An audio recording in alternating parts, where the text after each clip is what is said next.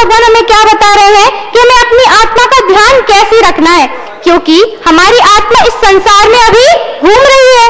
क्यों घूम रही है? तो रत्तो बंधदिकम्मम, यह राग आदि भावों के कारण यह आत्मा हमारी इस संसार में अभी तक घूम रही है।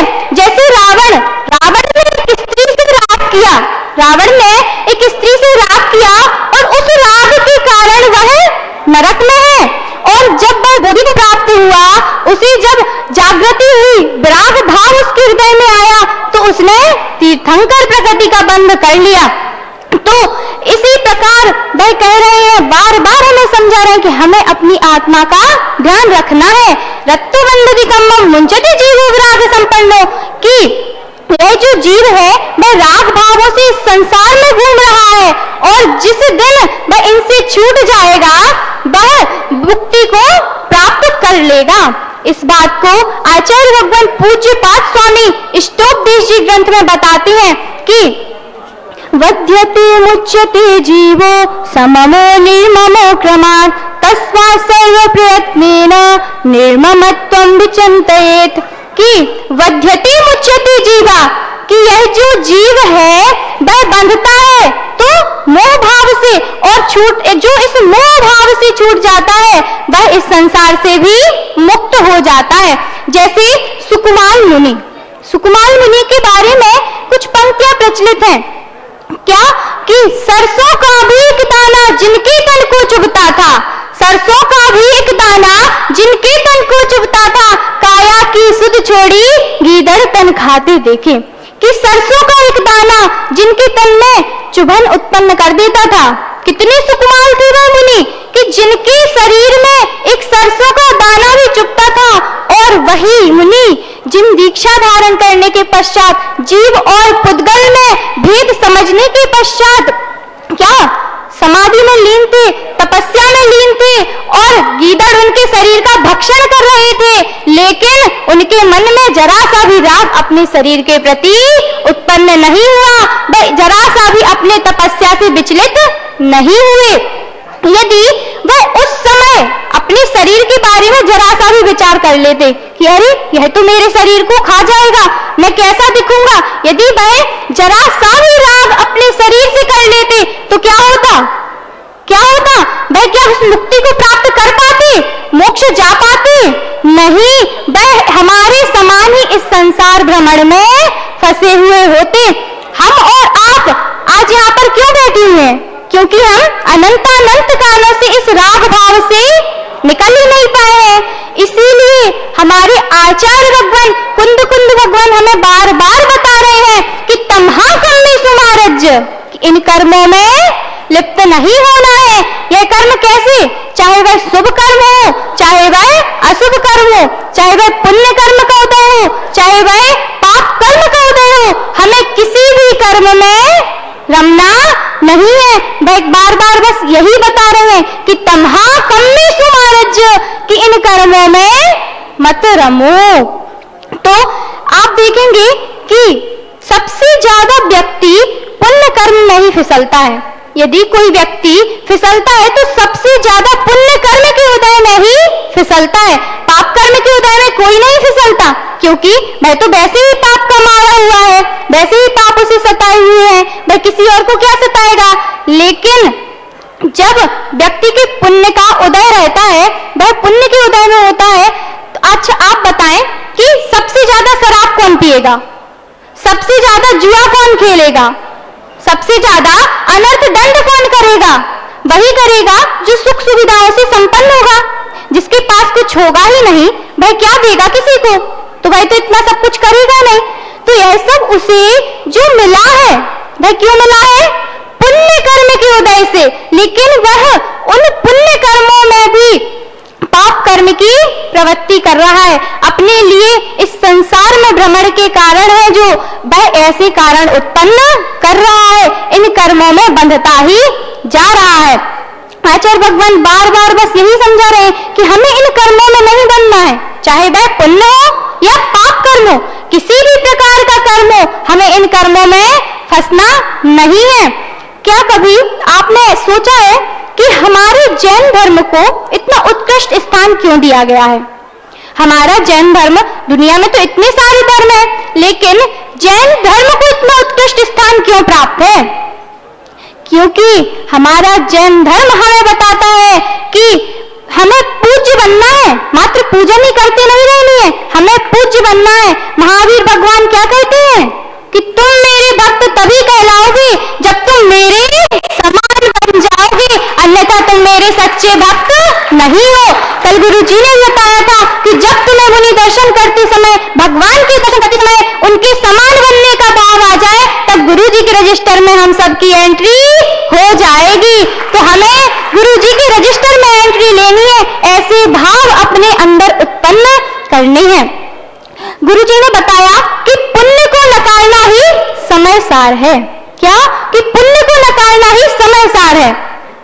तो पुण्य को नकारना, इसको हम देखें तो हमारे समक्ष साक्षात उदाहरण विराजमान है कि हमारे गुरुदेव जिन्होंने अपने पुण्य को नकार कर, अपने पुण्य को छोड़कर इतना उत्कृष्ट पद प्राप्त किया है। तो गुरुजी, हमारी भी बस आपके चरणों में इतनी सी ही प्रार्थना है, हम भी बस यही भावना भाते हैं कि हे गुरुवर, मैं जब भी किसी समूह शरण की कल्पना करती हूँ, जब भी किसी समूह शरण के बारे में सोचती हूँ, तो बस यही सोचती हूँ कि उसमें विराजमान जो तीर्थंकर परमेष्ठी है वह मेरे आचार्य भगवान है, और उसमें जो गणधर विराजमान है वह मेरे गुरु है। और उसमें गुरु जी, मेरा तो आपके सामने किसी भी प्रकार का कोई अस्तित्व है नहीं, मैं तो आपके चरणों की धूल हूँ। लेकिन गुरु जी, यदि मेरा उस समूह शरण में कोई स्थान हो तो मुझे उस समूह शरण के कोठे में, मुनि के कोठे में स्थान मिले। हे गुरुवर, मैं बस यही भावना भाती हूँ कि मेरी यह भावना शीघ्र ही साकार रूप को प्राप्त हो। इसी भावना के साथ जय बोलिए द्वादशांग जिनवाणी माता की जय। देखिए, इतनी सुंदर व्याख्या श्री समय सार जी ग्रंथराज की यहाँ पर हमारे विद्वान भाई एवं विदुषी बहनें कर रही हैं। आप देखिए, जिस उम्र में लोग भोगों में रमण करते हैं, उस उम्र में आकर के जो पूज्य गुरुदेव के सानिध्य में समय सार का स्वाध्याय कर रहे हैं हमारे बहन भाई लोग, तो ये हमारा सौभाग्य है कि विद्या गुरु श्री राम हमारे, हम सांगानेर संस्थान के जो विद्यार्थी हैं, हमारी जो बालिकाएं हैं, हम पूज्य गुरुदेव को किस दृष्टि से देखते हैं कि विद्या गुरु श्री राम हमारे, सुधा गुरु मेरे हनुमान। विद्या गुरु श्री राम हमारे, सुधा गुरु मेरे हनुमान, और हम गुरुवर की वानर सेना, करो हमारा भी उत्थान। हम गुरुवर की वानर सेना, करो हमारा भी उत्थान। देखिए, परम पूज्य गुरुदेव के आशीर्वाद से और पावन प्रेरणा से श्री दिगंबर जैन श्रमण संस्कृति संस्थान संचालित है, और यह श्रमण संस्कृति संस्थान सांगानेर, जिससे सहस्राधिक विद्वान निकल करके जो पूरे देश और विदेशों में धर्म की प्रभावना कर रहे हैं। अभी जब यहाँ पर हमारे विद्वान भाई और विदुषी बहनें जब यहाँ व्याख्यान करणान योग जैसे विषय का कर रही थी, आदरणीय श्री रतनलाल जी बेनाला जी साहब कहते हैं कि वह करणान योग जैसे विषय को पढ़ना और दूसरों को समझाना लोहे के चने चबाना जैसा है। ऐसे विषय को इतनी सहजता से प्रस्तुत करने वाले हमारे बाल विद्वान, ये निश्चित रूप से पूज्य गुरुदेव की अनुकंपा से ही ऐसा सारा कार्य हो रहा है। अब मैं आगे के कार्यक्रम के लिए आमंत्रण करना चाहूंगा शास्त्र दान का, जिन्होंने सौभाग्य प्राप्त किया है, कुमारी दीक्षा जैन, संतोष जी, बबीता जी होशंगाबाद एवं सीए सुधीर जी कलकत्ता निवासीना पधारेंगे, पूज्य गुरुदेव के समक्ष शास्त्र भेंट करेंगे और साथ में चित्रानावरण करेंगे। उसके बाद आज के भक्ति कलश का सौभाग्य प्राप्त किया है श्रीमान विनोद जी, दीपक जी, आयुष जी, रेशम वाले परिवार आगरा निवासी, जो पुण्यार्जक, दोनों पुण्यार्जक परिवार के हम पुण्य की अनुमोदना करते हैं। करतल ध्वनि के माध्यम से इन पुण्यार्जक परिवार के पुण्य की अनुमोदना करें। आइए दोनों पुण्यार्जक परिवार पधारें और पूज्य मुनिश्री के चित्र का अनावरण करेंगे। पहले देखिए, यहां पर श्री समय सार प्रशिक्षण शिविर का आयोजन यहां चल रहा है। प्रातःकालीन एक सत्र होता है जो 6:45 बजे से प्रारंभ होकर के 7:15 बजे तक चलता है, और द्वितीय सत्र समय सार जी का होता है जो 2:15 बजे से प्रारंभ होकर के 4:30 बजे तक चलता है। पूज्य गुरुदेव की असीम अनुकंपा हम सब पर बरस रही है।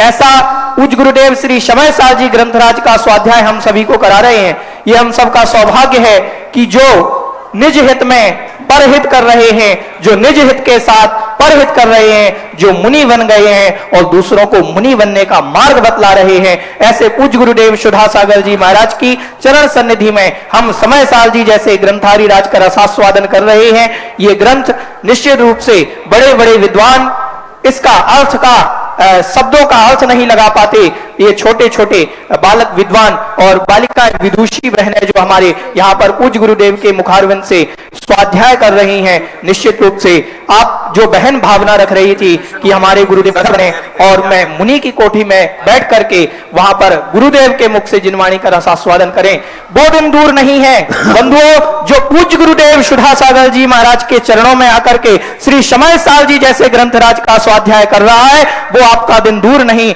2-4 भवों में हमारे गुरुदेव गणधर बनेंगे, आचार्य श्री तीर्थंकर बनेंगे और हम सब उनकी सभा में बैठ करके स्वाध्याय करेंगे। निश्चित रूप से वो दिन दूर नहीं, क्योंकि धर्म उन्हें ही रुचता है, स्वाध्याय उन्हें ही रुचिकर लगता है जो वर्तमान पंचम काल में पुण्यशाली होते हैं। और समय साल जी जैसा ग्रंथराज पढ़ने का हमें सुअवसर मिल रहा है, तो हमसे बड़ा सौभाग्यशाली दुनिया में कोई नहीं है। समय साल जी ग्रंथराज पढ़ने का अवसर वो पूज्य गुरुदेव के मुखारविंद से मिल रहा है, तो हमसे बड़ा कोई पुण्यशाली इस धरती पर नहीं है। अपने आप को इतना सौभाग्यशाली महसूस करो, अपने आप को इतना भाग्यशाली महसूस करो, पुण्यशाली महसूस करो कि ये हमारा सौभाग्य है कि पूज्य गुरुदेव निर्यापक श्रमण मुनिपुंग सुधा सागर जी महाराज 5:30 बजे पिछी लगाते हुए कमर को झुकाए हम लोगों को समय सार पढ़ाने आ रहे हैं। इससे बड़ा सौभाग्य हमारा क्या हो सकता है। आइए मैं निवेदन करूंगा दोनों पुण्यार्जक परिवार पधारे और चित्र अनावरण के लिए दोनों पुण्यार्जक परिवार आ जाएंगे। शीघ्रता से पधारे, समय हो रहा है। दोनों पुण्यार्जक परिवार पधारे, जो हमारे होशंगाबाद से कलकत्ता से पधारे परिवार और हमारे विनोद जी परिवार आगरा के ही हैं, जो आए पधारें और चित्र अनावरण करेंगे। आप सभी को विदित है कि आगरा की इस पावन पुनीत धरती पर मुनि पुंगव श्री सुधा सागर जी महाराज का यह जो चातुर्मास चल रहा है, निश्चित रूप से नए नए आयामों को छू रहा है। आपने देखा होगा पूज्य गुरुदेव सुधा सागर जी महाराज के रिकॉर्ड सुधा सागर जी ही तोड़ पाते हैं। मैं मानता हूं कि महाराज श्री की सभा में जहां पर पहले 100 विद्वान समय साल जी का अध्ययन करते थे, आज 200 विद्वान विदुषियां बैठ करके समय साल जी का अध्ययन कर रहे हैं और श्रावकों को भी इसका लाभ मिल रहा है। तो पूज्य गुरुदेव एक साथ इतने लोग समय साल जी का अध्ययन करने वाले पूज्य गुरुदेव की सभा में ही मिल सकते हैं। निश्चित रूप से हम सबका पुण्य है, अहो भाग्य है हमारा, जो हम पूज्य गुरुदेव की चरण सन्निधि में आकर समय साल जी जैसे ग्रंथराज का स्वाध्याय कर रहे हैं। अब यहाँ पर उपस्थित सभी महानुभावों की ओर से, यहाँ पर जो सभा में उपस्थित सभी विद्वान विदुषियों की ओर से पूज्य गुरुदेव के चरणों में बारंबार नमोस्तु पूर्वक गुरुदेव से निवेदन करते हैं, हे गुरुदेव आप हमें अपने मंगलमय वाणी से हम सबको कृतार्थ करें। नमोस्तु भगवान, नमोस्तु भगवान। जय श्री ओम नमः सिद्धेभ्यः, जय श्री ओम नमः सिद्धेभ्यः, जय श्री ओम नमः सिद्धेभ्यः। सर्वमंगल मांगल्यम सर्व कल्याण कारकम प्रधानम सर्वधर्माणाम जैनम जयतु शासनम। पंच परमेष्ठी भगवान की आचार्य श्री गुरुवर कुंद कुंद महाराज की, आचार्य श्री गुरुवर विद्यासागर महाराज की। बोलिए परम पूज्य निर्यापक श्रमण मुनि पुंगव श्री सुधा सागर जी महाराज की। बोलिए परम पूज्य चुल्लक श्री गंभीर सागर जी महाराज की। समस्त मुनि संघ की।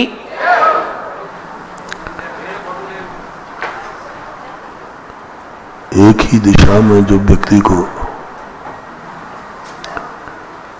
चलने को कहा जाए तो वह ज्यादा विकल्प नहीं आता, लेकिन अनेक दिशाओं के संबंध में कहा जाए तो वह किम कर्तव्य विमूढ़ हो जाता है। एक ही दशा का वर्णन किया जाए, एक ही दशा का स्वरूप बताया जाए तो व्यक्ति अपनी दशा सुधार लेता है,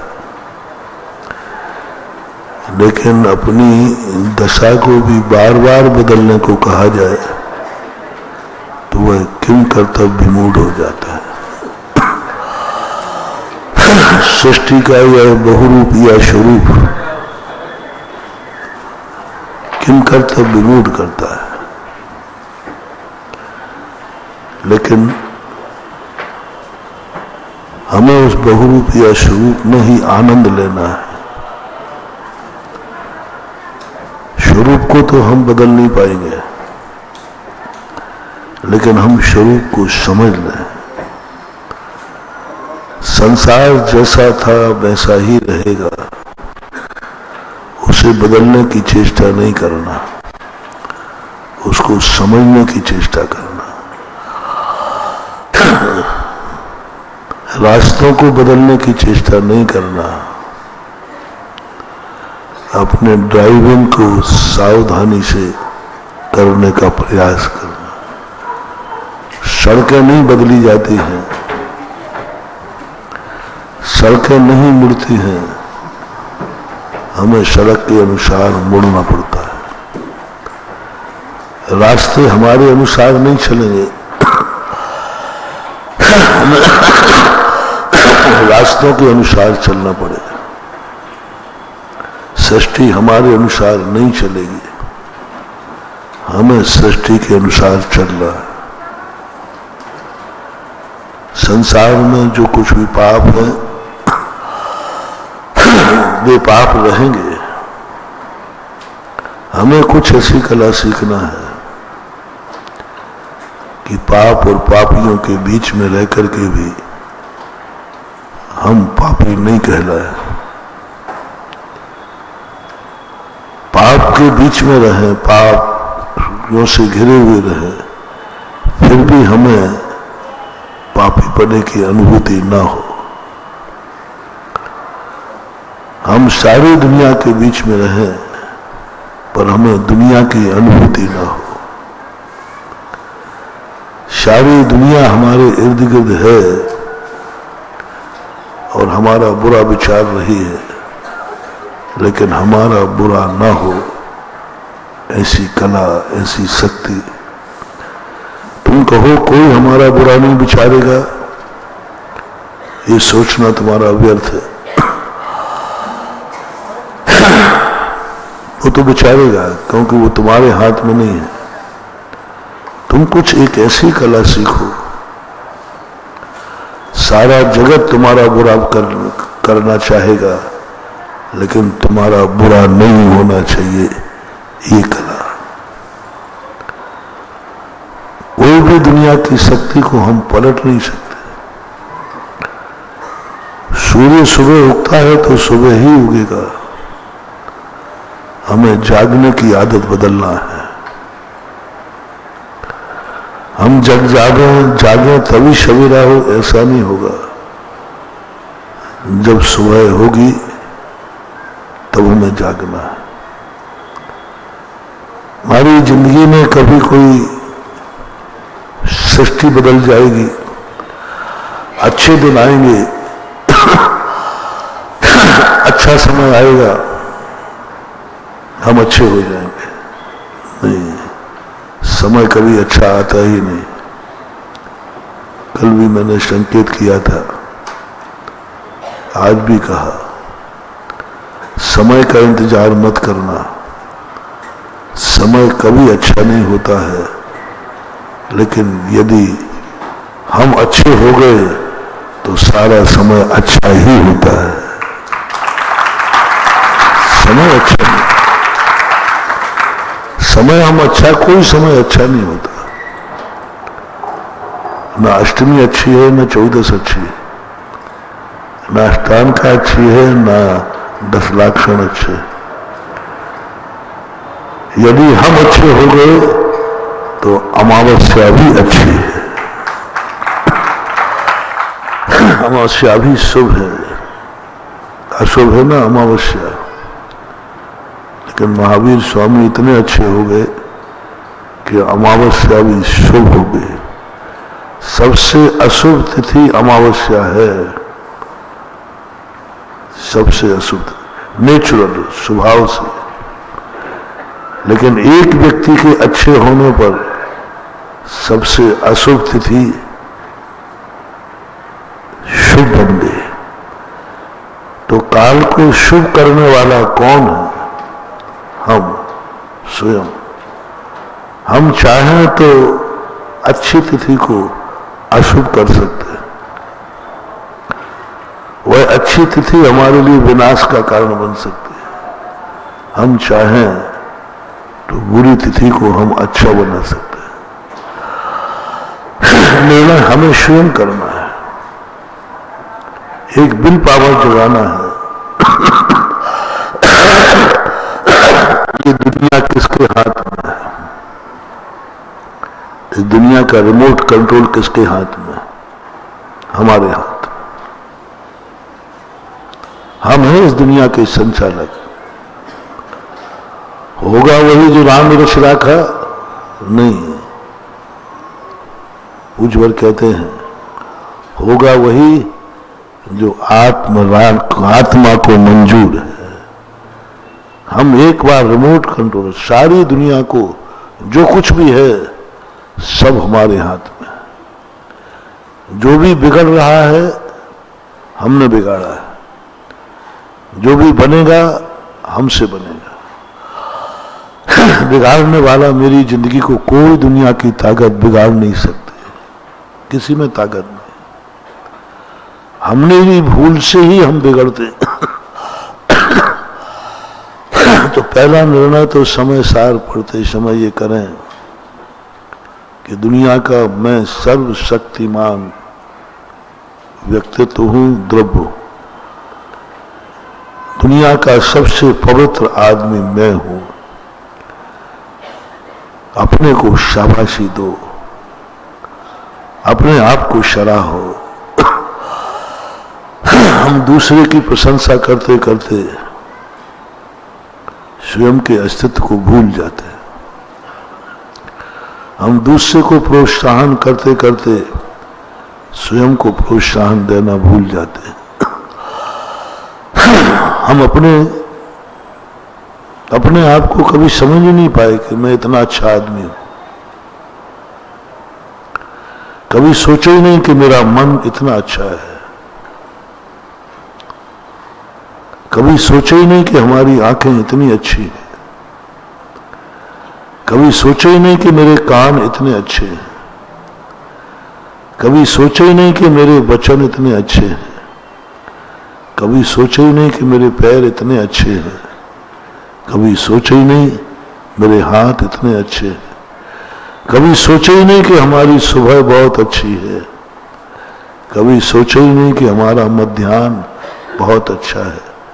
कभी सोचा ही नहीं कि अंधेरी रात भी हमारे लिए बहुत अच्छी है। कभी सोचा ही नहीं, विचार ही नहीं किया। क्योंकि हम तो मात्र अपने उस कमजोरियों से ग्रसित होते गए।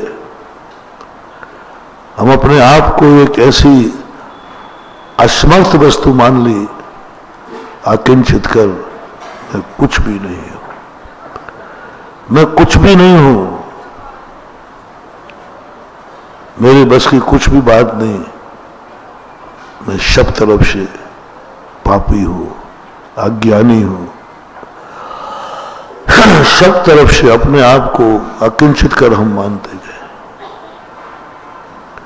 ये दो पद्धतियां जब सामने आती हैं, एक और कहती है कि तुम जब भगवान के सामने जाओ, बड़ों के सामने जाओ, तो अपने आप को बिल्कुल अकिंचित कर मान लो, मैं कुछ भी नहीं हूं। जो कुछ है सब तू है। जो कुछ पे है सब तू है। पवित्र तू है, पावन तू है, सर्वज्ञ तू है, सब कुछ तू ही है। क्योंकि हम उसके अधीन है। उससे हमें कुछ चाहिए है। जब व्यक्ति को असमर्थता की महसूस होती है तो नीति कहती है कि तुम्हें जो चाहिए है वो तुम्हारे पास नहीं है क्या? नहीं है। तो फिर अब तुम्हारा सब कुछ स्वाधीनता खत्म हो गई। हमारे पास दो तरीके हैं जीने को। पहला तरीका है जो तुम्हारे पास नहीं है और वो किसी के पास है। रिपीट करता हूं, जो तुम्हारे पास नहीं है और वो किसी के पास है, तो तुम्हें कैसा लग रहा है? तुम्हें कैसा लग रहा है? तुम्हारे मन में कैसा भाव आया? क्या एक अवभाग आया? क्या एक सगुन भाव आया? क्या शुभ भाव आया? जिस कार्य को मैं चाह रहा हूं, मेरे पास नहीं है और इसके पास है, उसको देखते ही तुम्हारा रोम रोम पुलकित हो जाए, आनंद से भर जाए और उसके वैभव को देख करके तुम्हें उसे जय जिनेंद्र करने का भाव आ जाए, समझ लेना तुम्हारा भविष्य बहुत उज्जवल है।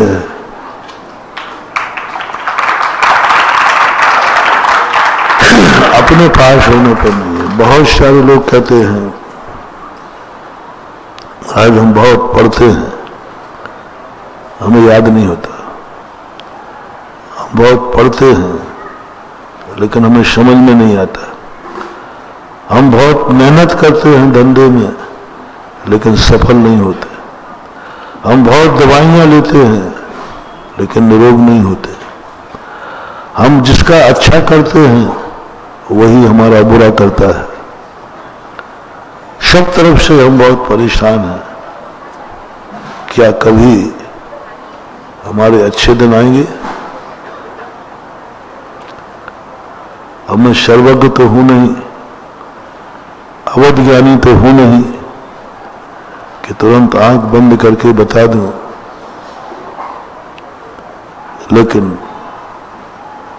इतना तो विश्वास है कि मैं सर्वज्ञ तो नहीं हूं लेकिन सर्वज्ञ से कम भी नहीं है।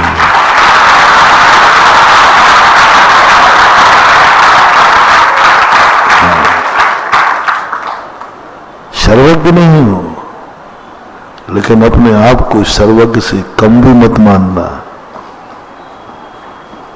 मैं ज्ञानी तो नहीं हूं लेकिन मैं ज्ञानी से कम भी नहीं हूं।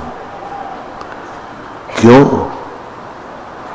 मैं सर्वज्ञ नहीं हूं लेकिन सर्वज्ञ को जानता हूं और सर्वज्ञ को देखते ही हमारे मन में आनंद भाव आ जाता है। जब भी किसी गुणवान को देखकर आनंद भाव आ जाए, तुम अपने आप को रहत मत मानना। आनंद के लिए ही महान बना जाता है। आनंद के लिए ही महान बना जाता है। और तुमने महान आदमी को देखकर आनंद आ गया तो मिल गया ना काम तुम्हारा। गुण प्रकट किए जाते आनंद के लिए। तुम्हें गुण को देखकर आनंद आ गया ना। गुण शुभ प्रमोदम। मैंने पहले ही कहा कि दुनिया बदलने वाली नहीं, हमें बदलना है। दुनिया हंसाने वाली नहीं, हमें हंसना है। दुनिया सुखी करने वाली नहीं, हमें सुखी होना है। हमने गुण प्रकट हो नहीं सकते, हम भगवान बन नहीं सकते और बिना भगवान के आनंद आ नहीं सकता। क्या कर?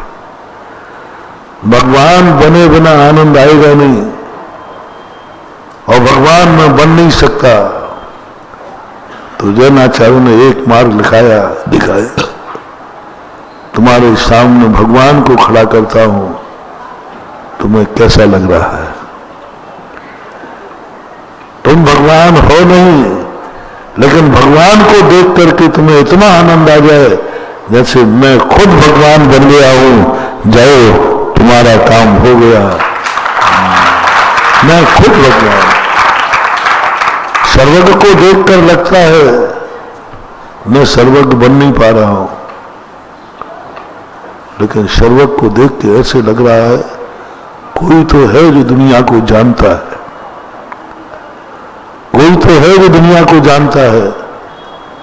भगवान, भले मैं सर्वज्ञ नहीं हूं, लेकिन आपकी सर्वज्ञता के सामने मैं नतमस्तक हूं। आपकी सर्वज्ञता के सामने मैं आश्चर्यचकित हूं। आपकी सर्वज्ञता को देखकर मुझे बहुत आनंद आ रहा है। हीरा न बन सको, हीरा बनने की ताकत नहीं है, तो एक आनंद है, बहुत बड़ा आनंद। पंचम काल में आनंद कहां से आएगा? भगवान बन नहीं सकते, श्रेणी मर नहीं सकती, शुक्ल ध्यान हो नहीं सकता, कसायों का निर्मूलन हो नहीं सकता, फिर आनंद कहां से आएगा? और आनंद तो हमें लेना है। आनंद की अनुभूति तो हमें करना है। बिना आनंद की जिंदगी क्या?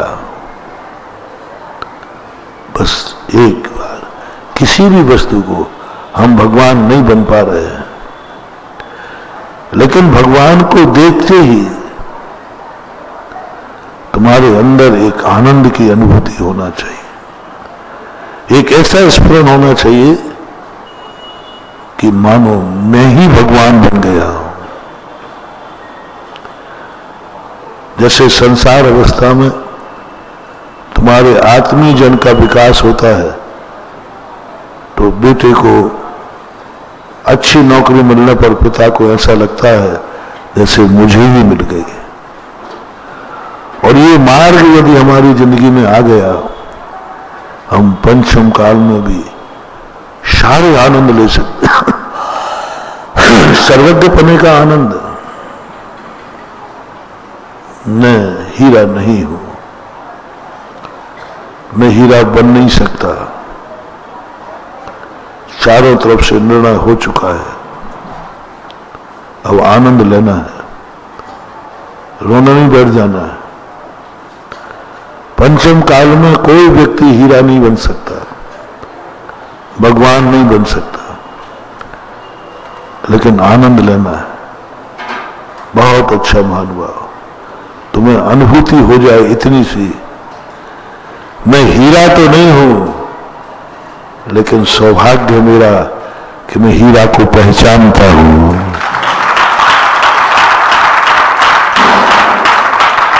और हीरा को पहचानना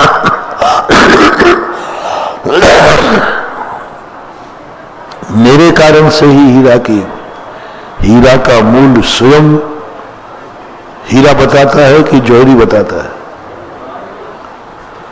जौहरी बताता है।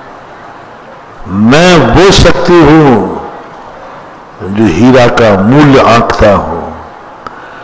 मैं वो शक्ति हूं, मेरे कथन पर हीरा बाजार में अनमोल हो जाता है। मैं वो शक्ति हूं जो हीरा को पहचानता हूं। हीरा पहचानने का आनंद और हीरा बनने का आनंद, दोनों आनंद आनंद है। मुझे अब कोई ठग नहीं सकता, क्योंकि मैं हीरा को पहचानता हूं। आनंद देखना, मुझे कोई नहीं ठग सकता। एक भय था, एक दुख था, कोई मुझे ठग सकता है। मैं जौहरी बन गया, अब मुझे कोई ठग नहीं सकता। एक भय खत्म हो गया, एक भय खत्म हो गया, और मैं सच्चे हीरे को प्राप्त करूंगा। एक विल पावर जाग गया। इसका जो आनंद आता है, भगवान के सामने जाकर के एक आनंद। दूसरों के पास गुण या वैभव जो हम चाहते हैं, वो दूसरे के पास देख करके आनंद की अनुभूति करना है। हमें कुछ भी नहीं मिलने वाला, कुछ लेना भी नहीं, चाहिए भी नहीं।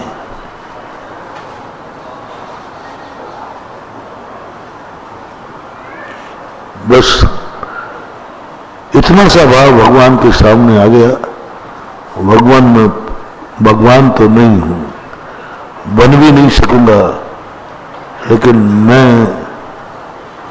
भगवान आपसे कम नहीं हूं, क्योंकि मैं आपको पहचान गया हूं। भगवान बनना और भगवान को पहचानना, भगवान को पहचानना, और आज मैंने भगवान को पहचान लिया है तो मेरा भविष्य निश्चित है, कल मैं भगवान बनूंगा। पहले तो हम भगवान को ही नहीं पहचानते, भगवान को ही नहीं जानते, भगवान ही मेरे ज्ञान का विषय नहीं, और भगवान मिला भी हमें तो हम आनंद में नहीं डूबे। बहुत बार हमें महाशक्तियां मिल जाती हैं तो हम उससे कुछ पाने में अटक जाते हैं। अरे ये बड़ा आदमी है, ये बड़ा गुणवान है, ये बड़ा ज्ञानी है, इससे मैं ज्ञान ले लो, इससे ले लो, धनवान है, धन मिल जाए। 90% लोग, असमर्थ लोग, किसी समर्थवान व्यक्ति को देखकर एक ही भाव करते हैं, इससे हमें कुछ लेना है, ये अपने वैभवों से मुझे कुछ दे दे, अपने धन में से मुझे कुछ दे दे, अपने गुणों में से मुझे कुछ दे दे, अपनी शक्ति में से मुझे कुछ दे दे, मेरा साथ दे दे। ये भाव आते ही हमारा स्वरूप घट करके भिखारी पने पे आ गया। वो ज्ञान भी हो, धन भी हो, बुद्धि भी हो, कुछ भी हो, किसी समर्थवान व्यक्ति से कुछ लेने का भाव आना हमारी शक्तियों को समाप्त करना है। जैनाचार्यों ने इसका वर्णन नहीं किया कि गुणवान को देखकर तुम उससे गुण ग्रहण करो, गुणवान को देखकर उससे गुण प्राप्त कीजिए, नहीं, देवे तो भी नहीं देना। मैं तुम्हारे दरवाजे प्रभु कुछ लेने नहीं आया हूं, गुणवान को देखकर कुछ लेने नहीं जाना, धनवान को देखकर धन पाने का भाव कभी मत करना महानुभाव। आप ग्रस्त हैं, किसी धनवान को देखकर आपके हाथ धन नहीं है तो भाव आता है इससे कुछ मिल जाए, ये कुछ मुझे दे देवे, मेरा सहयोग कर देवे तो मेरा काम हो जावे। ये भाव करना बहुत अपनी बदकिस्मती है। वो थुतकार भी सकता है, वो मना भी कर सकता है, वो अपमान भी कर सकता है, वो तुम्हारा शोषण भी कर सकता है, तुमसे उल्टा सीधा ब्याज भी ले सकता है, वो तुम्हें रोड पर ला सकता है, क्योंकि तुमने एक शक्तिमान से शक्ति पाने का भाव किया।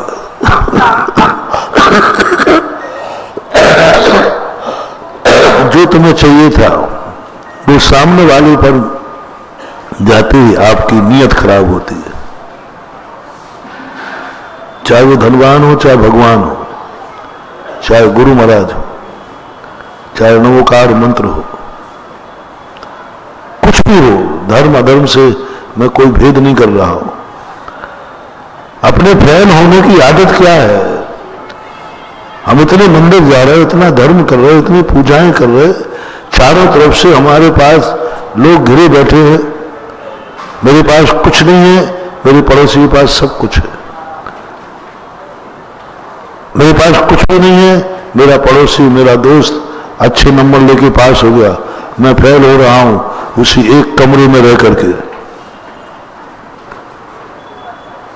एक कमरे में रह करके भी कुछ नहीं कर पा रहा।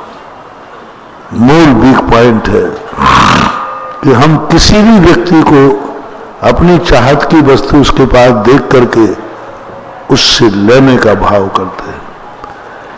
लेने का भाव करते ही हमारा पुण्य क्षय होगा। पर की वस्तु कभी फोकट में आने वाली नहीं है, उसका बिल लगता है। पर की वस्तु चाहे वो दान में मिले, चाहे कैसे भी मिले, भक्ति से मिले, श्रद्धा से मिले, भेंट में मिले, बिल कटता ही है। कुछ भी मिले, पर वस्तु से जैसे हमने सुख की कामना की, महानुभाव पुण्य क्षय होता है। हमारा कमाई सबसे क्षय मालूम कहां होती है? बहुत जबरदस्त बिल कटता है, बहुत दुख होता है जब हम आहार को जाते हैं। महाराज जी, आहार में कोई होटल में थोड़ी जा रहे हैं आप, हम लोग श्रद्धा भक्ति से दे रहे हैं, हम लोग दे रहे हैं, आप ले थोड़ी रहे। चाहे तुम दो चाहे मैं लूं, पर वस्तु को लेना, बिल कटेगा, कमाई कटेगी, पुण्य का क्षय होगा, पुण्य का क्षय होगा, संत घटेगी। बहुत जबरदस्त। अपन समझते हैं कि पर वस्तु मिल रही है तो उसका उपयोग करो, नहीं महानुभाव। जिंदगी में एक ही बात का वरदान मांगो, एक ही साधना करो, एक ही तपस्या करो, मुझे जिंदगी में कभी किसी से कुछ भी लेने की जरूरत ना पड़े, भाव भी ना हो, भगवान से भी नहीं, गुरु से भी नहीं। क्योंकि जैसे हमारे पास लेने का भाव आया, हमारा पसीने का कमाई, मेरा पुण्य सब नष्ट हो जाता है, बहुत नष्ट होता है मन, और बिल कटेगा, बड़ी मुश्किल से कमा। इसलिए कभी भी बंदे से भी नहीं, भगवान से भी नहीं चाहिए मुझे। भगवान देवे भी कहना, भगवान मैं दे रहा हूं ना, मालूम है बिल तो मेरा कटेगा। दुकानदार माल जबरदस्ती देता है, सब ये ले जाओ, बड़े आदमी पहुंच जाए ना तो दुकानदार बस एक से एक साहब ये ले लो, अभी लेटेस्ट नहीं आई है, लेटेस्ट नहीं आई है, वो तो देना ही चाहेगा, वो तो देना ही चाहेगा, और काउंटर पे जाके बिल मांगेगा। ऐसा सबको देना चाहते हैं, हर बड़ा आदमी हमें कुछ देना चाहता है, अच्छे आदमी। मैं अच्छे आदमी से खतरा बता रहा हूं, अभी बुरे आदमियों को नहीं ले रहा हूं, क्योंकि बुरे आदमियों से तो कुछ मिलना नहीं है, वे कुछ तुम्हें देंगे नहीं, तो उनसे तो तुम्हें महाराज उससे क्या मिलेगा। हम अच्छे आदमी से कह रहा हूं, अच्छा आदमी तुम्हें कुछ ना कुछ देगा, अच्छा आदमी तुम्हें देगा, तुम्हारे बिना मांगे देगा। और अच्छे आदमी से तुम्हारा मन भी मांगने को कहेगा। दो बात है, अच्छे आदमी को देखकर तुम्हारा मन क्या होगा, नहीं अच्छा आदमी है इससे मांग लो। महाराज जी हैं, अपन मांगते महाराज जी आशीर्वाद दे दो ना, किसी डाकू से नहीं, किससे मांगा, और महाराज जी तो पक्का देंगे, अपन नहीं देंगे तो महाराज जी मैं संस्थान का हूं, अरे पर तो महाराज दोनों हाथ से देंगे।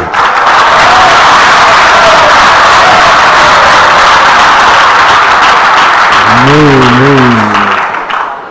ये तालियां मुझे स्वीकार नहीं, क्योंकि इस समय मुझे समय सार श्रेय आ रहा है। समय सार कहता है नहीं, देंगे तो भी नहीं लेना, और तुम्हारा भाव होता है मांगने का, अच्छे आदमी है मांग लो, अच्छा आदमी है हम परेशान हैं सहायता मांगो। इस दरवाजे से कभी कोई खाली नहीं जाता, ऐसा दरवाजा है। जिस दरवाजे पर तुम्हारा क्या नियम है, इस दरवाजे से आज तक कोई खाली नहीं मांगोगे तो भी ये देकर के भेजता है, उस दरवाजे से तुम्हें खाली हाथ लौटना है। समय सार समझना है तो समझो। उस दरवाजे से नहीं जहां कुछ मिलता ही नहीं है, जिस दरवाजे से सब कुछ मिलता है उसका खाली हाथ, उस दरवाजे से कभी कोई गया नहीं है, उस दरवाजे से तुम्हें खाली हाथ लौटना है। पहली बात तो पहला नियम बनाओ, मोटिवेशन। हम किसी भी, कितने भी अभाव में क्यों ना हो, जो मेरे पास चीज नहीं है वो किसी के पास है तो उससे हम लेने का भाव नहीं करेंगे, लेने का भाव नहीं करेंगे, बिल्कुल नहीं करना। यदि लेने का भाव आ भी जाए, परिस्थितियां हैं, परिस्थितियां बहुत कुछ करा देती हैं, परिस्थितियां हैं, आ जाता है भाव आशीर्वाद लेने का, आ जाता है भाव भगवान से कुछ लेने का, आ जाता। तो फिर दूसरा नियम लेना, लेने का भाव तो है लेकिन मांगूंगा नहीं, मांगूंगा नहीं, आशीर्वाद भी मांग के नहीं लूंगा, भगवान से मांगूंगा नहीं, अच्छे दरबार से मैं कुछ मांगूंगा नहीं। लेकिन लेने का भाव आना भी हमारा बहुत घाटा हो गया, मानो बहुत घाटा हो गया। और हमारी सबकी, अपन सबकी एक गंदी आदत बनी हुई है। जब भी किसी के पास अच्छी वस्तु देखा, ये मुझे कम मिलेगी या मुझे कम मिलेगा, मैं कहे ये भाव आएगा ही आएगा, नहीं लाना, कंट्रोल करो इसको, कंट्रोल करो कि हमें कुछ नहीं चाहिए, किसी से कुछ नहीं चाहिए, गुणवान से गुण भी नहीं चाहिए, अच्छे आदमी से अच्छे नहीं चाहिए। हम भगवान की कृपा से भगवान नहीं बनेंगे। कृपांक अच्छा लगता है, गुरु कृपा कैसी लगती है बोलो ना। यही तुम्हारा दुर्भाग्य है। भगवान की कृपा कैसी लगती है, हमसे पूछ लेंगे, मैं भी कह दूंगा अच्छी लगती है। अच्छी लगती है, यही हमारा दुर्भाग्य है। हमारे ऊपर नमोकार मंत्र की मेहरबानी है, बड़ा सौभाग्य, यही दुर्भाग्य है, यही दुर्भाग्य है। आपको मालूम है कृपांक, गुरु कृपांक किसको मिलते हैं? दो विद्यार्थी हैं, एक विद्यार्थी 99 नंबर लाया, 100 नंबर की पढ़ाई की थी, 100 नंबर की पढ़ाई की थी, 1 नंबर कम हो गया, रो पड़ा और रोने के बाद गुरु के पास बताया, बस गुरु जी आपका परम भक्त हूं, मैंने अपनी पूरी मेहनत से 99 नंबर कमा लिए, बस गुरु कृपा से 1 नंबर दे दो। 1 नंबर मांगा गुरु से। 99 नंबर वालों को कह रहा हूं, क्या कोई व्यवस्था है 1 नंबर देने की? बोलो ना, नहीं है। 1 नंबर देने की कोई व्यवस्था नहीं, कानून भी नहीं है। दया करना चाहे तो हम 1 नंबर नहीं दे सकते। 1 नंबर मांगा, आधा नंबर मांगा, टेक हुआ, कोई नंबर नहीं। सर 99 प्राप्त कर लिए मैंने, कुछ नहीं, कोई कृपांक नहीं, 1 नंबर का कृपांक नहीं। इतने अच्छी मेहनत करने वाले को बेचारे ने 99 नंबर की मेहनत की है, 1 नंबर की गुरु कृपा नहीं। ये कौन सा अन्याय है? रिस्पेक्ट कर दिया, कुछ नहीं, आधा नंबर भी नहीं बढ़ेगा। ठीक बात। उधर दूसरा नंबर आया, उसके 23 नंबर थे। गुरु उन्होंने कहा कितने नंबर? 23। 10 नंबर उसको कृपांक के दे दो। यानी फेल होने वाले को गुरु के 10 नंबर और पास होने वाले ने कितने मांगे थे? बोलो तुम्हें क्या चाहिए? गुरु कृपा या गुरु की कृपा नहीं चाहिए? मान लो गुरु कृपा चाहिए हो। पिछले साल भी मैंने कहा था, शायद हाथ उठाए थे हमने, जिनको गुरु कृपा चाहिए हो हाथ उठा दे। शर्त है कि तुम्हें 23 नंबर लाना पड़ेगा, क्लास में फेल होना पड़ेगा। और जैसे ही तुम्हें गुरु कृपांक की मार्कशीट मिलेगी बेटा, तो कोई चपरासी भी नहीं बनाएगा। ध्यान रखना, गुरु कृपा का फल, गुरु कृपा का फल। वो कहेगा कोई मार्कशीट, अच्छा 10 नंबर गुरु कृपांक से पास हुआ है हम।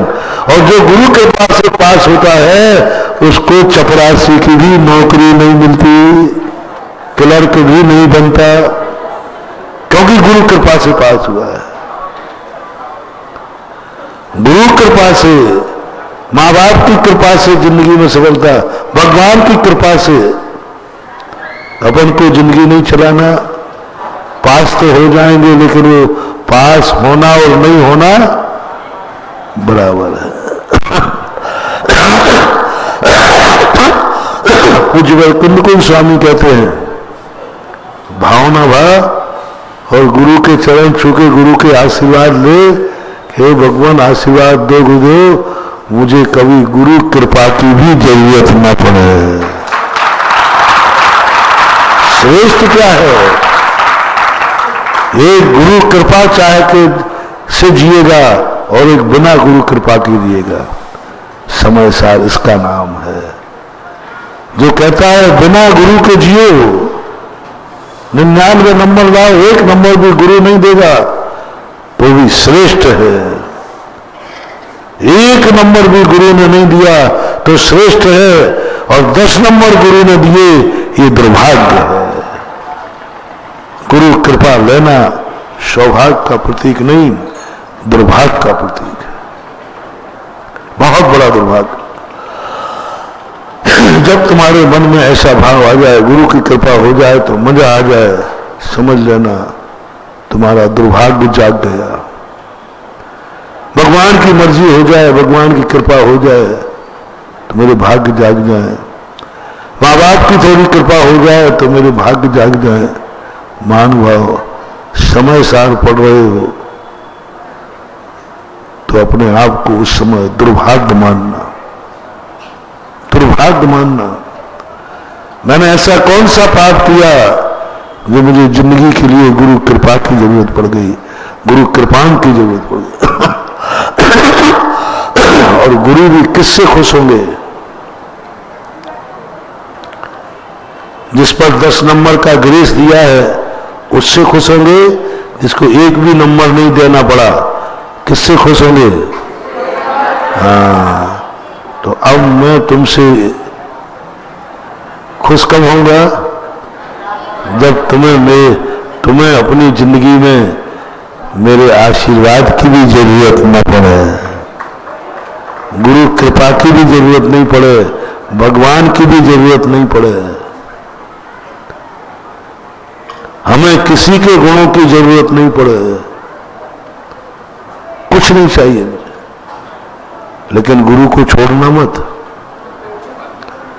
भगवान को छोड़ना मत, नहीं तो तुम्हारी जिंदगी में यदि तुमने छोड़ दिया महाराज की मुझे अब कोई जरूरत नहीं, तो तुम एक दिन कर्म तुम्हें ऐसा लुटा, ऐसा घसीटेगा कि नाक रगड़ के गुरु कृपा लेना पड़ेगी। गुरु की कृपा लेना नहीं, गुरु को छोड़ना नहीं। भगवान की कृपा लेना नहीं, भगवान को छोड़ना नहीं। गुणवान से गुण लेना नहीं, गुणवान को छोड़ना नहीं। धनवान से धन लेना नहीं और धनवान को छोड़ना नहीं। धनवान को छोड़ना नहीं, बर्बाद हो जाओगे। भगवान को छोड़ना नहीं, गुरु को छोड़ना नहीं, अच्छे दरबार को छोड़ना नहीं, बार बार अच्छे दरबार पर जाना, अच्छे की संगति छोड़ना नहीं, लेकिन अच्छे से कुछ लेना नहीं। लेना हो तो किसी बुरे डाकू फाकू से ले लेना, अच्छे आदमी से कुछ लेना नहीं। बहुत बड़ा रहस्य ये साधना, ये विचार पूज्यवर कुंद कुंद स्वामी ने अपनी साधना के अनुभव की कसौटी से निकाले हैं। ये मंत्र लेना ही है तो किसी पापी से ले लो, किसी अज्ञानी से ले लो, किसी मूर्ख से ले लो। अच्छा आदमी, उसका नाम नेचर है देने का, वो देगा। अपने बच्चे को समझाते हो वहां पर, जब कहीं बच्चा कहीं जाता है, तुम्हें मालूम है कि वहां जाएगा तो वहां के लोग इतने अच्छे हैं, वे बच्चे से कुछ ना कुछ खाने को कहेंगे, तो माँ क्या समझा देती है, भाई वो तुझे खाने को कहेंगे, तुम्हें नहीं नहीं मुझे नहीं खाना। कोई तुम्हें खाने को कहे वहां तुरंत बैठ जाना खाने को, या एक आध बार मना करने में, दोनों में अच्छा क्या माना जाता है? बोलो ना, पेट में चूहा तो कूद ही रहे हैं, लेकिन सभ्यता क्या कहती है? नहीं नहीं नहीं नहीं मैं खा के आया हूं। हाँ पता है खा के आया हूं। ये कितना बड़ा लॉजिक है, कितना बड़ा लॉजिक है ये। बच्चे से ये कह दिया जाता है कि बेटा वहां मांगना, तो कहते हो ना आप लोग, बेटा वहां मांगना नहीं तो तुम वहां जाते ही मांगने लग जाए, मुझे ये दो ये दो। पहला नियम, पूरा समय सार छुपाए उस मां की कहानी में। थोड़ा दृष्टि बदल दो महानुभाव, हमारे भारत की, हमारे जैनियों की हर क्रिया में समय सार नजर आएगा। हर क्रिया में अनंत शक्ति नजर आएगी। एक छोटी सी क्रिया ली, मां बेटे से कह रही है बेटा मांगना मत। क्यों नहीं मांगू? उसके पास है, मुझे भूख लगी, उसके पास रोटी है और मुझे, तो क्या बुराई है मांगने में? हाँ भूख नहीं लगी हो और उसके बाद रोटी नहीं हो तो नहीं मांगना चाहिए, बात तो समझ में आती ये बात समझ में आती है। उसके कुछ खाने को नहीं, वो तुम क्या मांग रहे हो? देवी भे दिनों की मारी पंडा कहे सीधे लाओ, ये बात तो समझ में आ गई बहुत अच्छी तरह। तो भाई सामने वाले में है ही नहीं और अपन उससे मांग रहे हैं, तो ये मांगना ठीक नहीं है। लेकिन सामने वाले के पास है, अपरंपार है, वेस्टेज है, ओवर है, ज्यादा है, उससे कोई काम नहीं आ रहा है, इतना भरा पड़ा है, इतना भोजन बन गया कि कोई काम नहीं आएगा, कुत्ते को खिलाएगा भी, इतना भोजन बन गया है, इतना ओवर है, फिर भी मां कहती बेटा बोलो ना मांगना नहीं। आप लोग तो माता हो, बच्चे को पढ़ाती हो, मांगना नहीं। क्यों?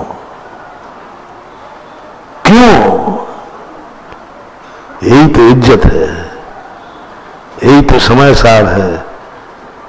मांगना नहीं बेटा, ये दिखाना है जो तुम्हारे पास है वो हमारे पास भी है। वो देखो दूसरा किसे कहते हो क्या? वो देवे भी तो तुरंत, वो पूछेंगे लो रोटी खा, तो खाना नहीं नहीं नहीं नहीं नहीं मैं तो खा के आया हूं।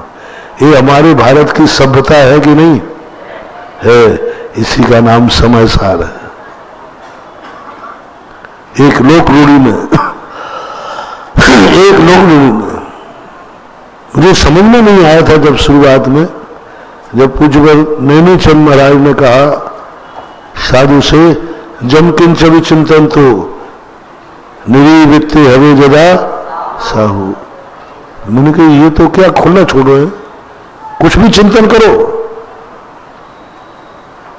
हाँ अब समझ में आया, तो कुछ भी चिंतन कर ले, कुछ भी सुन ले, तू जहां भी चिंतन करेगा, जो भी सुनेगा उसी में तुझे समय सार दिखेगा।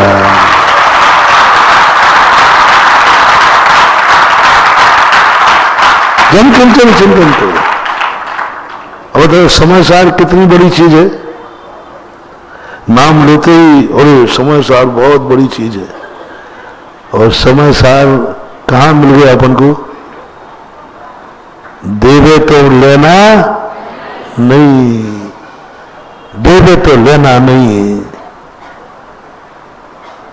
तो फिर वहां काहे के लिए गए थे? बताता हूं। पहले तो तुम ये दो नियम लो, अच्छे आदमी, अच्छा गुणवान, तुम्हारा माता पिता, गुरु, भगवान, जो भी अच्छे लोग हैं, जहां से कोई कभी खाली हाथ वापस नहीं आता, उस दरबार से भी अपन को खाली हाथ आना है। चले मंदिर में भगवान को एक उदाहरण देकर, भगवान से मांगना नहीं, भगवान देता है। हमारा जिनेंद्र भगवान ऐसा है कि इसके दरवाजे से आज तक कोई खाली लौटे नहीं। आज तक खाली लौटा नहीं, लौटेगा नहीं। जिनेंद्र भगवान के दरवाजे में जाते ही पुण्य का बंद चालू हो जाता। मिलेगा, मिलेगा। तुम मना करोगे तो मिलेगा, वो देगा। तुम यहां से आए हो तो यहां से खाली हाथ नहीं जा सकते। लेकिन अपन समय सार पड़े हुए हैं। भगवान, मैं लेने नहीं आया था, मुझे नहीं चाहिए। ले ले, मैं दे रहा हूं। नहीं नहीं, मुझे नहीं चाहिए, मुझे नहीं चाहिए। क्योंकि मैं जो तुम दे रहे हो वह पुण्य भी हमारे लिए है, उस पुण्य को भी हमें नहीं चाहिए। क्या देने भगवान? लेन देन क्या करेंगे? पुण्य का करेंगे, और तो कुछ करने वाले हैं नहीं। पुण्य का करेंगे। और जैसे हमने भगवान से पुण्य लिया, ब्याज चालू हो गया। भगवान बहुत इतना होशियार साहूकार है, बनिया।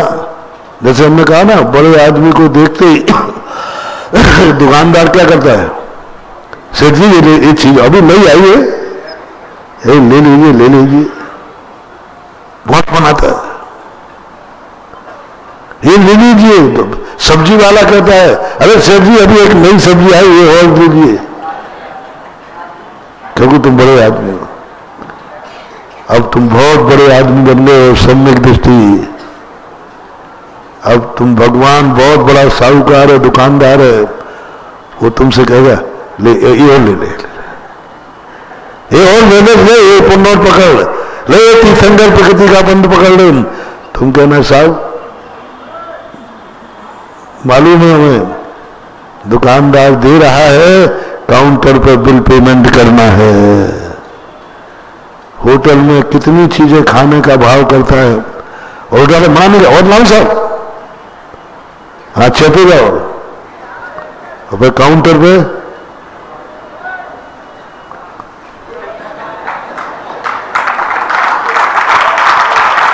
फिर क्या करोगे?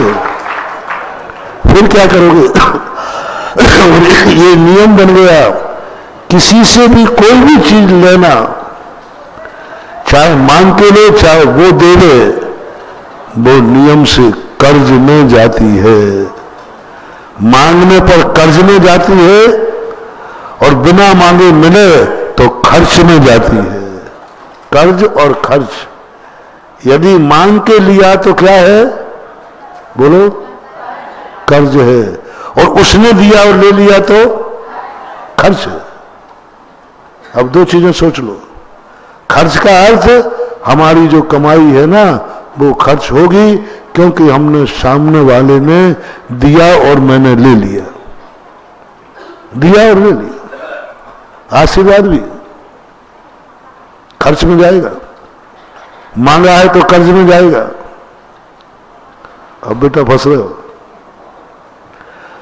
आशीर्वाद मांगा तो कर्ज है और बिना मांगे हमने दे दिया तो खर्च है, खर्च लगेगा, क्योंकि पर वस्तु, पर का परिणमन, पर से कोई भी अपना कार्य कराना, वो सब खर्च और कर्ज में जाता है। पर से कुछ भी कराओ, चाहे हम अपने आंखों से काम ले रहे हैं, पुण्य का क्षय हो रहा है। हम लाइट से पढ़ रहे, सूरज के प्रकाश से देख रहे हैं, पुण्य का क्षय हो रहा है, खर्च हो रहा है, एक एक पग पर खर्च हो रहा है। 24 घंटे में सबसे ज्यादा अपन लोगों का, खास तौर से जैनियों का, सबसे ज्यादा पुण्य का क्षय होता है, खर्च होता है, सबसे ज्यादा जैनी का। जितने जितने नीचे लोग होते हैं उनका खर्च कम है, आपका खर्च बहुत ज्यादा है, हर चीज में खर्च है। या तो कर्ज में चली जाती है जिंदगी, या खर्च में चली जाती है जिंदगी, दोनों में फकीर बने रहते हो। अब क्या करना है, क्या करना है? पूज्यवर अमृत गीताचार्य गुणवान को देखकर, धनवान को देखकर, समर्थवान को देखकर गुणशो प्रमोदम, आनंद से भर जाओ। बस लेने का नहीं, ये चीज मुझे मिल जाए, वो पहले ध्यान रखना, ये परहेज है। मैं तुम्हें सब कुछ दिला रहा हूं, तुम्हारे हर कार्य में वो क्या देगा मुझे, जो अभी चमत्कार होने वाला है, वो क्या देगा। और क्या हम मांगेंगे? भूखा क्या मांगेगा? बोलो। बच्चा क्या मांगेगा? खिलौना। अपन क्या मांगेंगे? कितनी सी औकात है अपनी मांगने की, और वो देगा भी तो कितना देगा? सब कुछ नहीं दे सकता, सब कुछ नहीं दे सकता, देगा ही नहीं सब कुछ। लेकिन मैं सब कुछ लेके बताऊंगा तुम्हें, बस तुम ये 2 परहेज कर लेना। और तुम मात, जो तुम्हारे पास नहीं, जिसके पास है, उसको देखकर प्रमोद भाव, आनंद से भर जाओ। आज मैं धन्य हो गया, मुझे आनंद आ गया, आज मैंने उसको देखा जो मैं नहीं हूं, आज मैंने उसको देखा जो मैं बनना चाहता था, मैं नहीं बन पाया, मैं पास होना चाहता था, पास नहीं हो पाया, मैं भगवान बनना चाहता था, भगवान नहीं बन पाया, लेकिन मैंने भगवान को देख लिया। और वो आनंद जो उछले, भगवान बने बिना, भगवान को देखने के समय भगवान बनने जैसा आनंद आ जाए, भगवान बनने जैसा आनंद है, वैसे आनंद जैसे मैं भगवान बन गया हूं, मैं मुनि बन गया हूं, मैं मुनि बनना चाहता हूं, नहीं बन पाया, कोई बात नहीं। क्यों बनना चाहते हो मुनि? आनंद के लिए, सुख के लिए। तो मुनि को देखते ही आनंद से भर जाओ। आज आनंद आ गया, शुभ हो गया, शगुन हो गया, उसको शगुन मान लो। अभी मैंने प्रवचन दिए थे यहां 8-10 दिन तक ही, अपने से बड़े को देख करके शगुन मानना है, शुभ मानना है। महाभारत के समय जैसे मुनिराज आए, अर्जुन ने और कृष्ण ने महाराज से युद्ध लड़ने के लिए आशीर्वाद नहीं मांगा। भग महाराज, आप उन्होंने कहा महाराज आपका दर्शन करते ही उन्होंने शगुन मान लिया। महाराज से कुछ लेना था न देना था, महाराज तो सीधे निकल गए। श्री कृष्ण ने अर्जुन से कहा शगुन मान लो, बस शगुन हो गया। शगुन किसे कहते हैं? जो कुछ करता नहीं है, तुम जो कुछ भी करते हो उसमें सफलता देता है। शगुन किसे कहते हैं? मंगल कलह दिवस। जो कुछ करता नहीं है, तुम जो भी करोगे उसमें सफलता का आगाज करता है। तुम जो कुछ भी करोगे सफलता का आगाज देता है। जैसे हमें प्रबोध भाव आया, समझ लेना हमारी जिंदगी में सफलता मिल गई, क्योंकि भगवान को देखते ही हमें आनंद आ गया, हमारा भगवान बनना निश्चित हो गया। धनी को देखकर धनवान बनना आ गया, धनी बनना निश्चित हो गया। मैंने खुद प्रैक्टिकल किए, मैंने खुद प्रैक्टिकल किए। एक बालक था, वो बालक ने क्या किया, फेल होता था।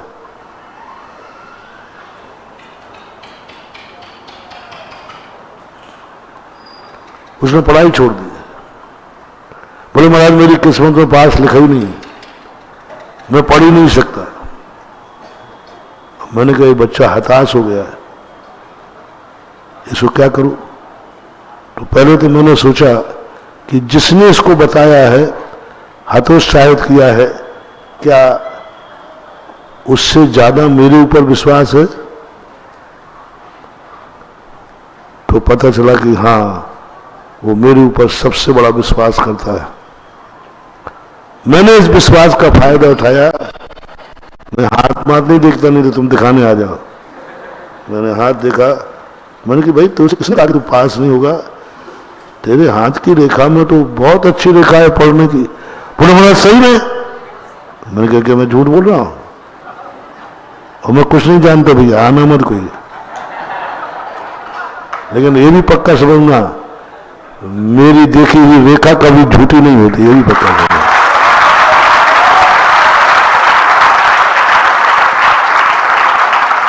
मैं रेखा जानता नहीं हूं, मैं ज्योतिष जानता नहीं, और हाथ देख लूं तो जो दिख जाता है वो कभी झूठा निकलता है।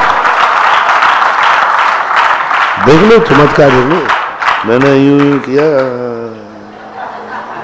अरे तेरे में तो रेखा है। और अभी सही में मैंने कि बस एक दवाई लेना पड़ेगी। तू फेल होता है ना, कोई बात नहीं। जो तेरी क्लास में कोई पास होता है क्या? बोले होते हैं। उनके पास होने पर, तेरे फेल होने पर तुझे कैसा लगता है? तेरे फेल होने पर दुख होता है, ये बराबर है। सारे लोग पास हो रहे हैं तो तुझे कैसा लगता है? बोलो। ज्योतिष देखना, कुछ भी ज्योतिष जानने की जरूरत नहीं, और तुम्हारा ज्योतिष कभी फेल होगा नहीं। बोलो कैसा लगता है? तुम्हारे लिए नींद आ रही, नींद नहीं आ रही है, सिर दर्द हो रहा है बहुत जोर से, और बाजू में कोई घर्राटे लेके सो रहा है, तुम्हें कैसा लग रहा है? कैसा लग रहा है? दो थप्पड़ मारो और उठते क्या कहोगे? तुझे घबराहट लेके सो, मैं मर रहा हूं, मर रहा हूं, ये मेरा दुश्मन, इसको तो कोई चिंता है ही नहीं, इसको तो मेरी कोई चिंता नहीं। देखो घबराहट लेके सो रहा। जाओ, तुम्हारी बीमारी कभी दूर नहीं होगी, तुम नींद के लिए तरस जाओगे। हो गया अभिशाप, हो गया अमंगल। तुम नींद की गोलियां खाओगे तो नींद नसीब नहीं होगी, क्योंकि तुमने सोते हुए को कोसा है। सोते हुए को तुम्हें उसकी निद्रा बुरी लगी है, तुम्हारे लिए बुरा लगा, ये सो रहा है, मैं मर रहा हूं, मेरा सिर फट रहा है। अब तुम्हारी नींद के लिए तरस जाना, निश्चित मान के चलना। अब लो, चमत्कार करो, चमत्कार करो। वो सो रहा है, तुम्हें वेदना हो रही है, चीख निकलने वाली है, तुम्हें आ रहा है, ओ भगवान मैं बहुत पापी हूं, बहुत पापी हूं मैं कि मुझे निद्रा नहीं आ रही है।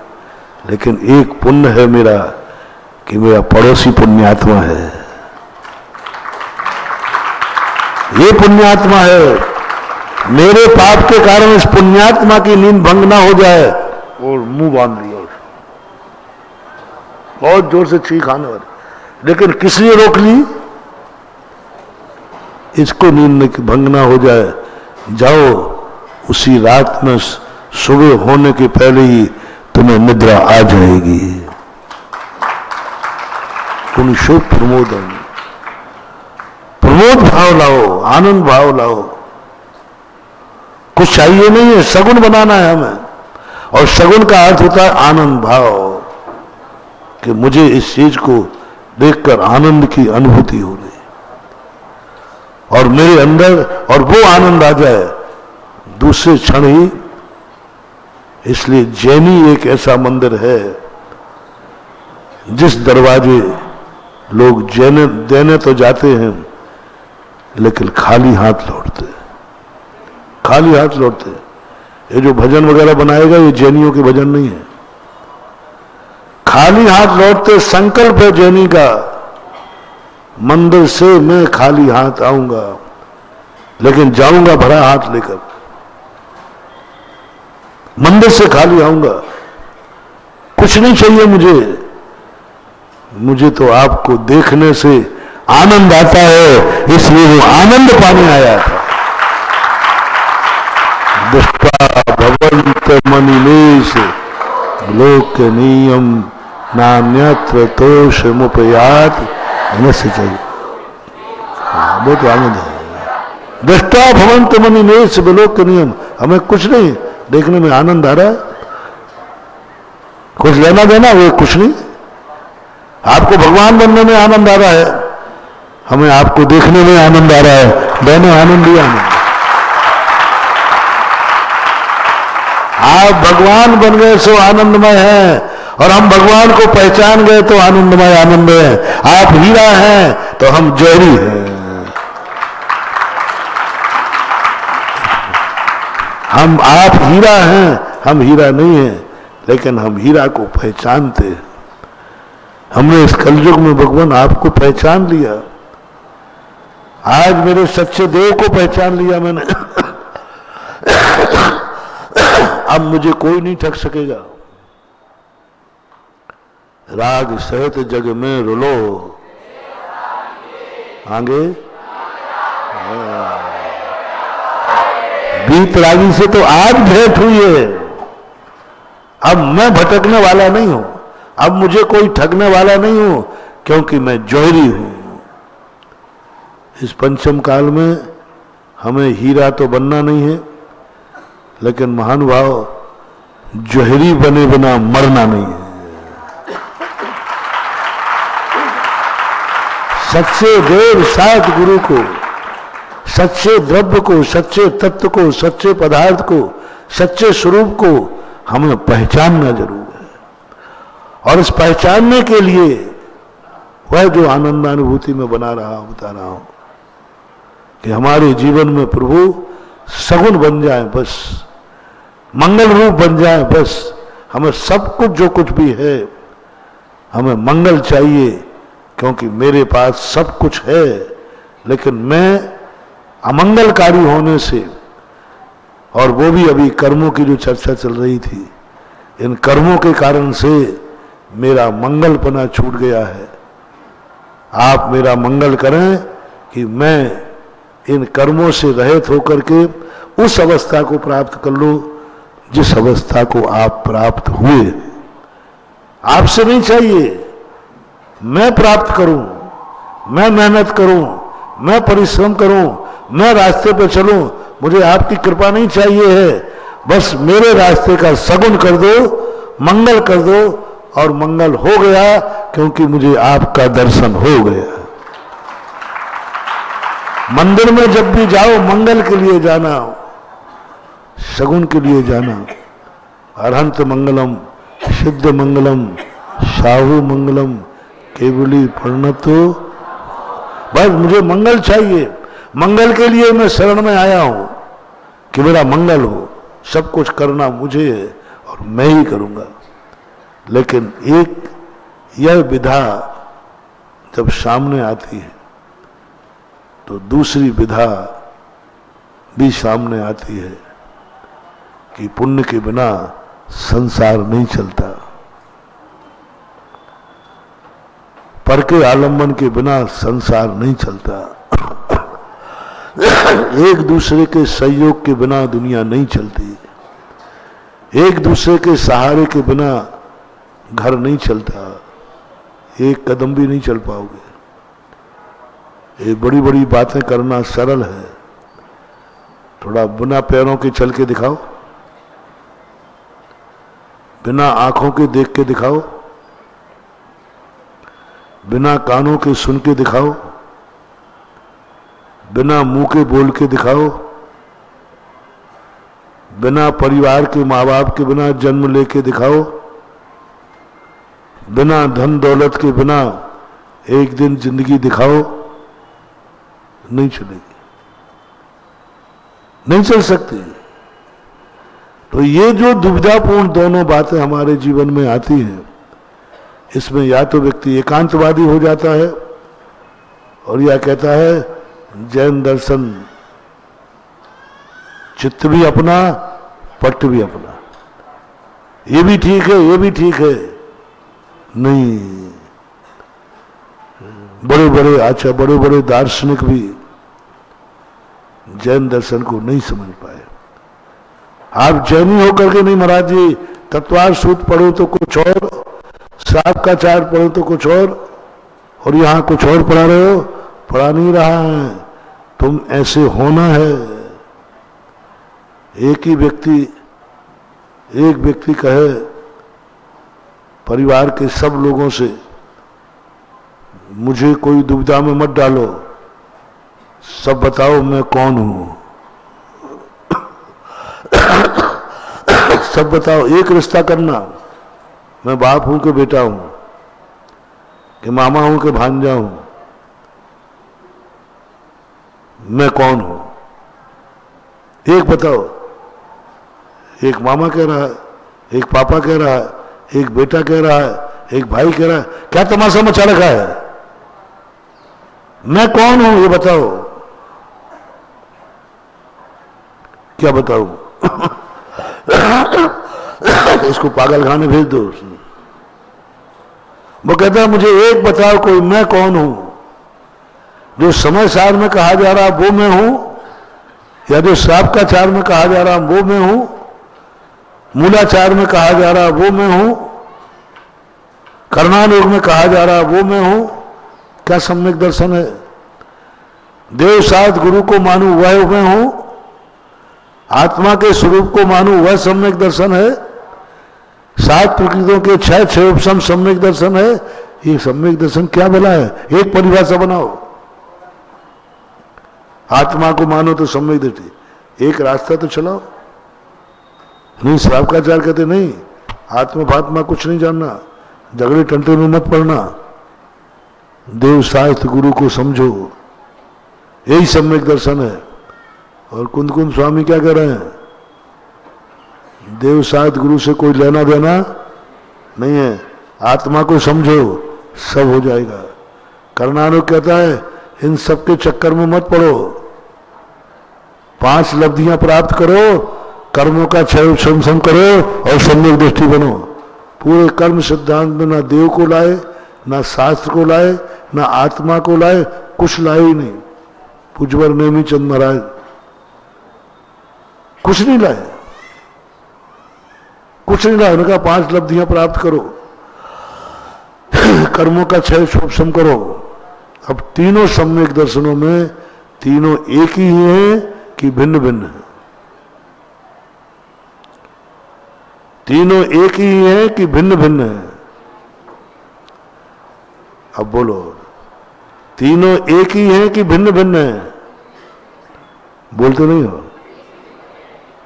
वाह, तीनों एक कैसे हो गए? एक में आत्मा, एक में परमात्मा है।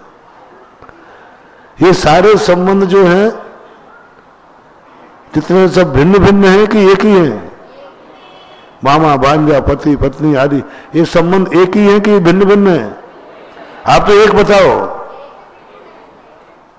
एक बताओ तुम क्या हो? जी पाओगे संसार में? नहीं। अब हमें बताना पड़ेगा तुम एक हो, लेकिन सभी तुम्हें एक मानेंगे ये नियम नहीं है। तुम एक हो, तुम अपने आप में मानो तो एक ही मानना, लेकिन सारी दुनिया तुम्हें एक ही मानेगी ये नियम नहीं। भांजा मामा मानेगा, बाप बेटा मानेगा, बेटा बाप मानेगा, तुम अपने आप को क्या मानना? बोलो, मैं एक हूं। तो भी तुम्हारा काम नहीं चलेगा। उसने कहा मामा जी तुमने सुना ही नहीं, बोलो मैं तो एक हूं, गृहस्थी बिगड़ जाएगी। जिस समय मामा कहे उस समय तुम्हें मामा ही मानना है, अनुभव करना है, सुनना है। मामा ही हो तुम, भी नहीं लगाना। पिता ने बुलाया है तो बेटा ही हो तुम, उस समय बेटा बन जाओ, तुरंत रूप बदलो। बहन आ गई तो भैया ही हो, पत्नी आ गई तो पति ही हो, दोस्त आ गए तो दोस्त ही हो, और गुरुजी आ गए तो चेला ही हो, और भगवान जी आ गए तो ही लगाना ही। फिर तुम क्या हो?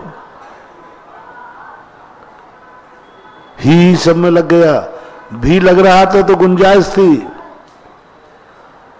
भांजे के सामने तुम मामा भी हो। गलत बात तो सही बात?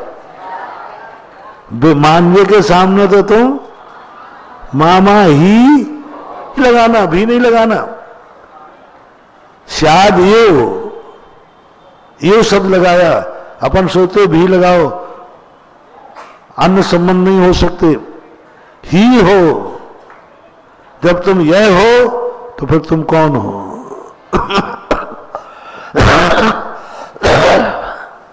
तो चरणान योग हमें कहता है तुम ही को समझो। कर्णान योग हमें कहता है तुम इन सब में शाश्वत ही नहीं हो। और द्रव्यान योग कहता है तुम ये सब हो ही नहीं, ये तो सब नाटक है, पर सापेक्ष है। तुम तो एक चेतन ज्ञान स्वरूपी ज्ञान घन आत्मा हो। वो अनुभूति अध्यात्म ग्रंथ सब नकार देंगे, नाटक कहेंगे, नाटक है सब।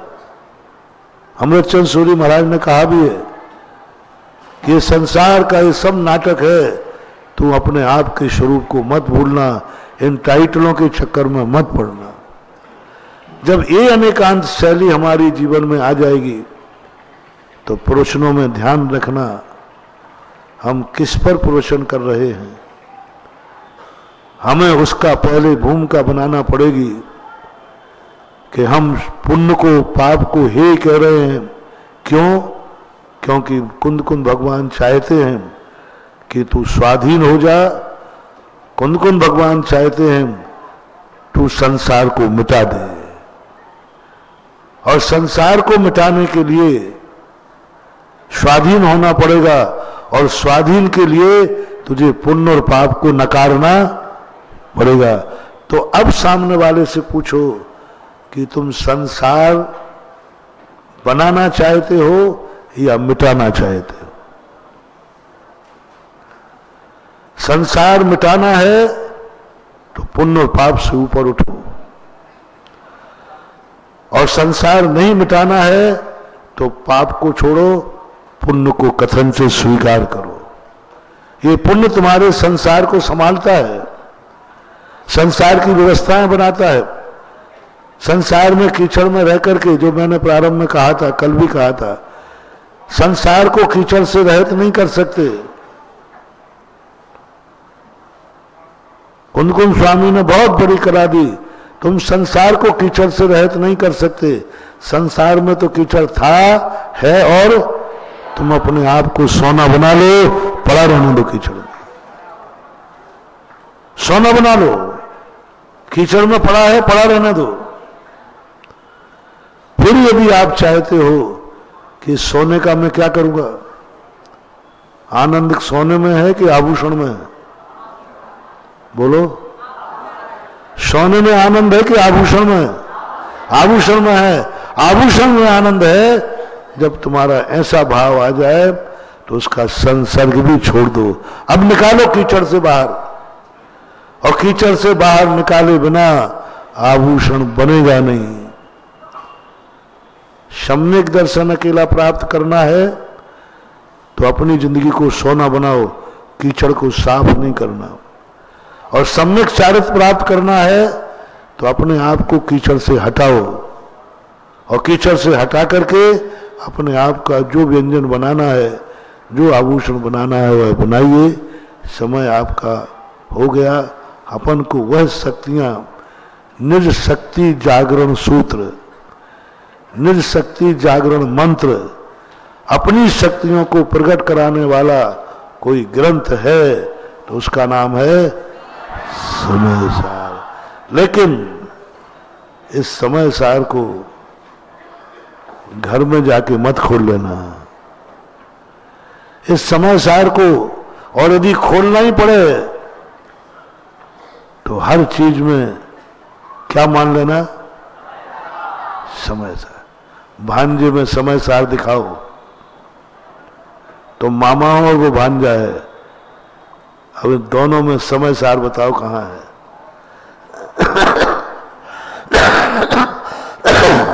संबंध टूटना नहीं चाहिए। नहीं तुम मेरे मामा, मैं तेरा मामा नहीं, तुम मेरा भांजा नहीं, ये कला नहीं है। मामा भी बने रहना, भांजे भी बने रहना, और समय सार का आनंद ले लेना। समय सार का आनंद लेना। मैंने पहले कहा हीरा बनोगे नहीं, जौहरी बनकर के आनंद ले लेना। मामा को संबंध तोड़ो मत, भांजे के संबंध तोड़ो मत, और समय सार का आनंद लो। प्रयास करना। हो सकता है दोपहर में पूछ लूं, और नहीं तो निर्जरा अधिकार में आई गई ये प्रसंग, सेवन तो बिना। हाँ, मामा बने रहना, समय सार का आनंद, भांजे बने रहना, सब कुछ संसार में सब कुछ करते रहना, लेकिन हर क्रिया में तुम्हें समय सार नजर आने लग जाए, स्वयं की सत्ता नजर आने लग जाए, अपना त्रिकाली स्वभाव नजर आने लग जाए। यह कला सीखना है। महावीर भगवान की